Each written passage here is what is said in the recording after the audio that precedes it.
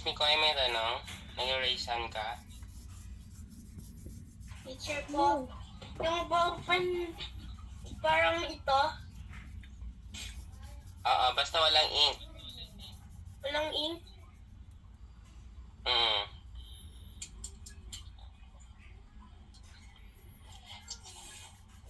Basta walang ink para makaka-create ng patterns like this.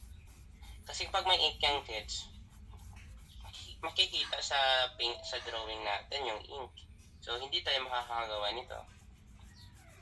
And, pwede naman kids kahit anong matulis na bagay. But I choose ballpen para comfortable